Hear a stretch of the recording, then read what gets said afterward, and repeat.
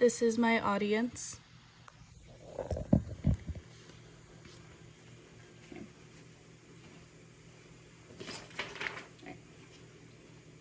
Imagine spending your entire life trapped in a small confined space with no room to free roam, and all of your choices are made for you. This is unfortunately an everyday occurrence for zoo animals. Today, I'm here to help you recognize how animals are kept from exploring in the wild and ways to support conservation groups and wildlife sanctuaries instead of the zoos. My claims depend on the reliable evidence I have researched from scientific studies and wildlife professionals. So with all this being said, let's start off this topic with how zoos restrict animal-specific behaviors that they would naturally use on an everyday basis. According to the article, Why We Care, animals are taken away from their mothers at a young age, ripping them of the opportunity to learn crucial skills and interrupting their natural instincts. Most animals are born with natural instincts, whether that is from hunting, social behavior, to exploring in the wild. In a zoo environment, animals have limited space, and with this, it can lead to future psychological harm, both to mentally and physically, the longer they are in captivity. Holding exotic animals in captivity can become a danger for both themselves and humans. Even though an exotic animal can appear tame, unfortunately, they are unpredictable and they can hurt themselves and the public unexpectedly. Removing animals from their mothers prevents their ability to develop critical skills to survive and disrupts their natural instincts. In addition, also confining them into smaller spaces endangers both the animal and humans. Instead of trapping animals to live their lives and age in an environment that they are not intended to live in, there are safer and healthier alternatives for them to feel at greater ease while staying protected. On that note, I will discuss different solutions for improving animals' well-beings and also are overall more ethical for their care. The article, What are Wildlife Sanctuaries and Why Are They Important?, reveals that wildlife sanctuaries are designated areas aimed at safeguarding wild animals and their natural environments. This is an example of a wildlife sanctuary. As you can see, this looks like an elephant's natural habitat.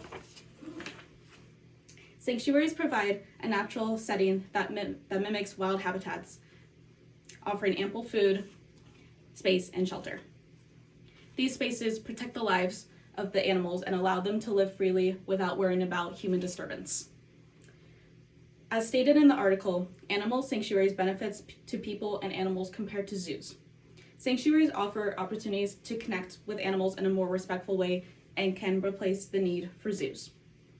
Donating to your local sanctuaries and habitat protection helps save these animals' lives in the wild and keeps them from feeling confined.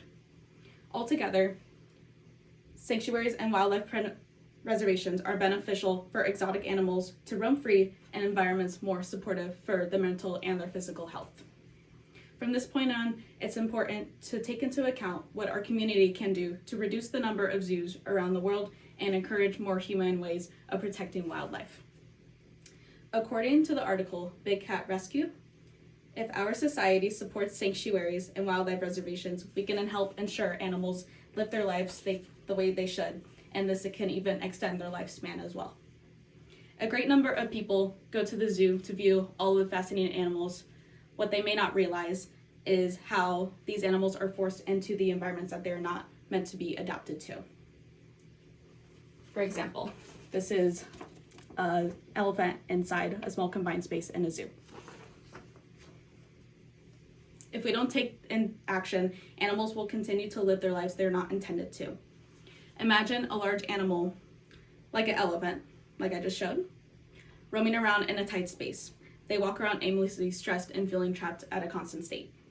These animals spend their entire lives living in captivity with no hope of being released back into their natural habitats.